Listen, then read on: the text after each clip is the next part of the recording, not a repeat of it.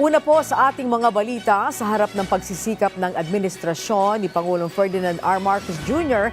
na mapalago pa ang ekonomiya at masawata ang katiwalian, isang hakbang ang pinagtibay ngayon para sa pinalakas na paglaban sa money laundering at terrorism financing.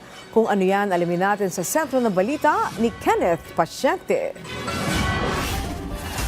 Inatasan na ni Pangulong Ferdinand R. Marcos Jr. ang mga ahensya ng gobyerno na makiisa sa hakbang ng pamahalaan laban sa money laundering, terrorism financing at proliferation financing. Sa bisa ng Memorandum Circular No. 113 na nilagdaan ni Executive Secretary Ralph Recto, nagbigay direktiba ang Pangulo sa lahat ng mga ahensya ng gobyerno maging sa mga GOCC at mga lokal na pamahalaan na aktibong magbigay ng suporta sa Anti-Money Laundering Council o AMLAC at sa pagbuo ng updated na pambansang estratehiya laban sa money laundering. Ang AMLAC ang inatasan na manguna sa pagbuo ng National Anti-Money Laundering and Counter-Terrorism Proliferation Financing Strategy 2026 to 2030. Pinatitiyak din sa national at local government units na tiyakin ang kanilang institutional action plan para sa NACS 2026-2030 ay naaayon sa kanilang kakayahan at pondo. Mahalaga ang NACS sa 4th Mutual Evaluation ng Asia-Pacific Group on Money Laundering sa 2027 kung saan susuriin ang pagsunod ng Pilipinas sa 40 rekomendasyon ng Financial Action Task Force o FATF. Matatandaang nakaalis na sa gray list ng FATF ang Pilipinas na mahalaga para sa paghikayat ng mas maraming investor sa bansa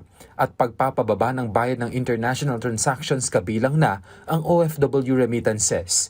Tiniyak ng Malacanang na may mga hakbang na ginagawa ang administrasyon upang hindi na maibalik pa sa gray list ang bansa. Sa ngayon po alam po natin, nakatanggal na po tayo sa gray list ng PATF at kaya po nagpaimbestiga ang Pangulo at tuloy-tuloy pa rin po ang pagpapanagot sa mga sangkot upang maging malinis po ang ating bansa sa issue ng korupsyon. Bukas din ang Malacanang sa mga suhestyon na magbalangkas ng batas na mas magbibigay ng ngipin para tugunan ng money laundering sa bansa. Pero iginiit na ito ay nasa aksyon na ng mga mambabatas. May 2025 nang maalis ang Pilipinas mula sa gray list ng FATF matapos mapabilang dito noong July 2021. Kenneth Pasyente para sa Pambansang TV sa Bagong Pilipinas.